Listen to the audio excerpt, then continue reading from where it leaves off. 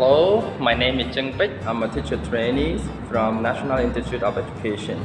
Today, I'm delighted to share feedback on the English teaching methodology and training course. So, yes, of course, I'm going to talk about the content that I've learned and also the lesson learned from my classmates and the usefulness of those lesson learned and experience gained, and also my perspective as well. So actually, yeah, of course, the first thing that we made and we gained experience from our participants and our, especially our trainer, is essential elements in lesson plan. So being a teacher, we need to know how to create, how to use, and how to maintain the use of lesson plans effectively. So in the lesson plan, of course, we have the aim, we have the objectives, we also have the warm-up activities, and we lead into the introducing the new target items, and also we use some kinds of concept check, and also we we wrap up and we give homework to the student and make sure that everyone clear with this instruction of the homework. And yes, of course, giving clear instruction is very important, and it's also one of the impressive lesson I've learned from our trainers. So giving instruction very important. For example, like if we want a student to write five sentences about present simple tense, so just tell them clearly that what we want them to do. Yeah, what target item we want them to do, how or the way that we want them to do. Tell them clearly about that, and ask others to confirm the way or what we want them to do in order to share with the other student. And one more thing is about teaching techniques. Okay, in teaching we have a lot of techniques to teach the student, right? So in this, I've learned that we have so many techniques. Teaching the student. So we have a lot of activities I've learned, right? Yeah. So and warm up. So warm up we do at the beginning of the lesson.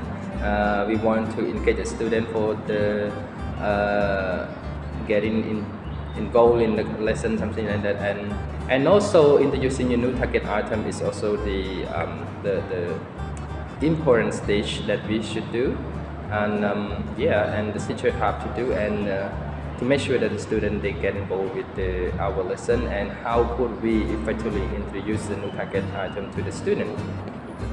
Right. One more thing about concept checking. So after introducing the new target item and new target language, the teacher have to, yes, of course, the teacher have to use the concept checking questions, some questions to check the student comprehension, whether they understand or not. We don't just ask students, do you understand this and that? No, we don't do that.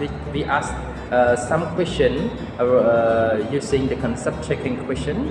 For example, are we talking about present simple tense or past simple tense, example? And do we use past simple tense for future, or with the action happen and finish in the past? So if the student they say that we use past simple for action happen and finish in the past, it means that the student understand the lesson. If they don't, it means that they don't understand the lesson. Eliciting is also one of the techniques that the teacher can let the student produce the language they've learned, and also we can do it at the beginning before the introducing the new target item as well, in order to produce free in the British activity. Yeah. Creating word square. One of the game learning or study game that I learned from the trainee is how we simply create word square. So first you just choose some words that you want to teach the student. Then you create the kinds of the bricks or the box. Yes, kinds of the word square here format, and then you just put the word, the target word that you want to teach student inside those square. And then you have to put any letter inside the box. in order to cover the word, to hide the word, right? Yeah. So that is also a good of kinds of a good teaching material and learning material for the teachers and students. One more thing, activity in control, less control and free control. We know that in the practice stage we have control practice, we have less control practice, and we have free control practice. So in this activity we learn how we distinguish between three of them, and the activity is very important. We have used drills, different kinds of drills, and we use peer work in that as well. Right. Wrap up, we just review or record a lesson that we have taught and the students have learned so far.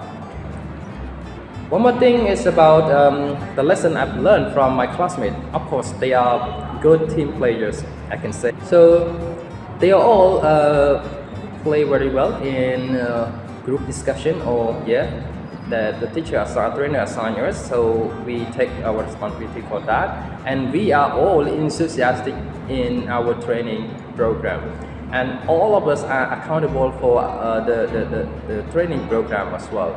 We take our charge in all the lesson and assignment that the trainer assigns us. And individual qualification, I think that all of us are qualified, and we can say we are well educated, and we could be the best teachers of English in the future due to our we can say effective qualification and study background and experiences gained. All right, so here I think I would say those lessons that I've learned and gained from our classmates and trainer, I think it would be helpful for my teaching career in the future after the training program.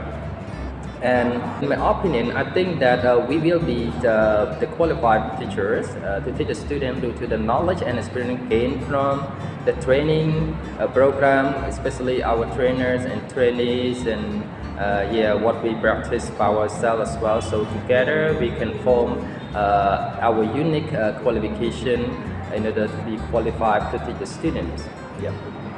So that's it.